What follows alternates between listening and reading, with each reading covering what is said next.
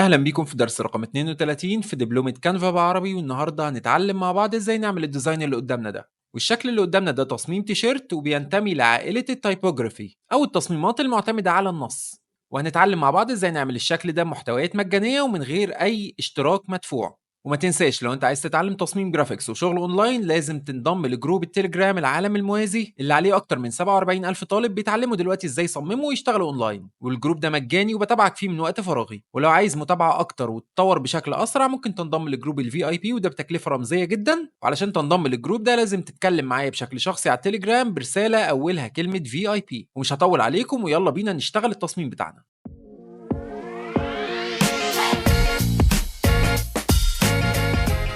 واول حاجه هنعملها مع بعض ان احنا نفتح موقع كانفا ونضغط على كرييت نيو ديزاين. بعد كده هنختار التيشيرت من هنا، ولو الاوبشن ده مش موجود عندك فهتسرش عن الكلمه دي فوق هنا، وبعد ما تلاقيها هتضغط على الايكون هنا. وبعد ما يجي لك الصفحه دي اول حاجه هنعملها ان احنا هنكتب النص بتاعنا. وعلشان نعمل كده هنروح على التكست تول وهنعمل اد ا تكست بوكس. واول كلمه عندنا هي كلمه كرييت. وبعد كده وانت ماسك الت شيفت هتنزل تحت وتاخد نسخه ونكتب تاني كلمه عندنا اللي هي كلمه success. وبعد كده هناخد نسخة تالتة ونكتب كلمة your own اللي هي آخر كلمة عندنا في التصميم. ودي كده المقادير بتاعة التصميم بتاعي. يعني أنا هطلع تصميم من الثلاث كلمات دول بمنتهى البساطة. وعلشان أعمل كده همسك كلمة your own أنزلها تحت شوية وكلمة success تحت شوية، وهمسك كلمة create و success وأستخدم الفونت اللي أنا عايز أكتبهم بيه. والفونت اللي أنا هكتبه بيهم اسمه regular brush. وعلشان تعمل كده هتيجي هنا في الفونت وتضغط عليه، بعد كده تدور على كلمة regular brush اللي موجودة قدامك هنا. وبعد ما دورت عليها هتلاقي الفونت بتاعك هنا، هتضغط هتلاقي الفونت اتغير بالشكل اللي انت شايفه قدامك. هتخلي لي حجمهم من هنا 250، وبعد كده هترفعهم لي لفوق شوية. وبعد كده كرييت هترفعها لفوق سنة زي ما انت شايف قدامك كده. هتمسك الكلمتين بتوعك تاني وهتخلي اللون بتاعهم ابيض، وهتيجي في الافكتس بعد كده هتختار هنا اوتلاين وتخلي حجمه 70 وتخلي لونه اسود زي ما انت شايف قدامك كده. وبعد كده وانت ماسك الت شيفت هتاخد نسخة من الكلمتين وهتشيل كل اللي انت عملته، تخلي هنا الستايل نون، بعد كده تاخد اللون تخليه اللون الاسود بدل الابيض. وبعد كده هاروح وأنا ماسكهم مرجّعهم تاني مكانهم، وبعد كده من الposition هنا آجي في الlayers أروح مرجّع الاتنين دول ورا الكلمتين اللي هم الoutline اللي قدّام. وبعد كده هامسك الكلمتين اللي قدّام وابتدي أنزّلهم لتحت حاجة بسيطة بالمنظر اللي أنت شايفه قدّامك دلوقتي. وبكده أنا خلّصت الstyling بتاع الكلمتين دول.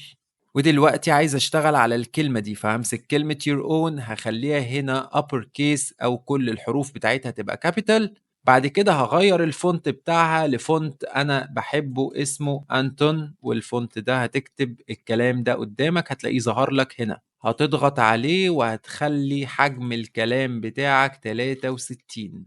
وبعد ما كتبنا الكلمات بتاعتنا هتيجي لي هنا في الelements وهتسرِّش على حاجة اسمها decorative banner وتضغط enter. بعد كده ما تنساش ان انت من الفلاتر هنا تختار price free علشان تظهر لك العناصر المجانية بس، وتيجي هنا في الجرافيكس تضغط على see all. وبالظبط النتيجة رقم 9 اللي هي بالأصفر دي هي دي اللي احنا هنستخدمها في التصميم بتاعنا. فكل اللي عليك ان انت هتكبرها حاجة بسيطة وهتاخد منها نسخة وانت ماسك Alt Shift وتخلي لونها اسود زي ما انت شايف قدامك، طلعها لي لفوق سنة. بعد كده تاخد نسخة تانية وانت ماسك Alt Shift وتطلعها برضو لفوق سنة كده. وبعد كده من البوزيشن هتروح ماسك لي الاتنين اللي بالاسود اللي انا حطيتهم فوق الرئيسي وتروح مرجعهم لي ورا زي ما انت شايف. وبعد كده هتمسك اللي تحت تقوم مطلعه فوق سنة وتمسك الأصفر ده تخليه لي لونه بالأبيض.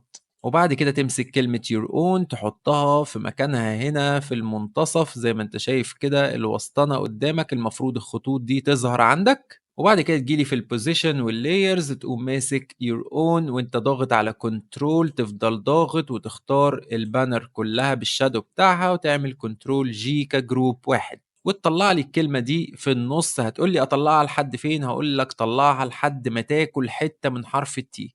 ليه؟ علشان أنا في النهاية هطلع كلمة create قدام، فعايز الحتة دي تبقى نازلة على البانر. وبعد كده هتمسك create بالشادو بتاعها تضغط على كنترول جي عشان تعملهم جروب واحد، بعد كده success بالشادو بتاعها كنترول جي عشان يبقى جروب واحد. هترفع لي كلمة success لفوق لغاية ما تلاقي الشادو اللي هو بتاع حرف الاس هنا تقاطع مع البانر، وبعد كده هتروح واخدها كنترول اكس وتحطها كنترول في عشان تطلع قدام المحتوى بتاعك. ونفس الكلام هتعمله هنا في كرييت، هتروح واخدها كنترول اكس كنترول في عشان تطلع قدام المحتوى بتاعك زي ما انت شايف. وبعد ما عملنا الكلام ده هنستخدم دواير علشان نغطي بيها كل الفراغات اللي بالابيض اللي انت شايفها ما بين كلمة كرييت والبانر وما بين كلمة سكسس والبانر. وبنفس المنطق بتاع درس رقم 27 بتاع الكائن الفضائي لما غطينا برضو الأجزاء دي بدواير، هنعمل نفس الكلام. تختار من هنا elements، بعد كده تمسح اللي انت عامله هنا، تختار من الشيبس الدايرة، تضغط عليها هتلاقيها جات لك قدام المحتوى بتاعك. تبتدي ان انت تعملها كنترول اكس كنترول في عشان تجيبها قدام المحتوى. اتاكد ان هي قدام المحتوى كله. قلل الترانسبيرنسي عشان تشوف وراها انت بتغطي ايه بالظبط. بعد كده تبتدي انك تغطي المساحات البيضاء اللي في التصميم بتاعك. صغر الدايره دي شويه. بعد كده تبتدي تغطي زي ما انت شايف كده. باخد نسخ وانا ماسك الت شيفت بمنتهى السهوله والسرعه. وبرده تحت نفس الكلام هتاخد نسخ برده علشان تغطي المسافات دي كلها. اتاكد ان انت بتغطي اي فراغ باللون الابيض داخل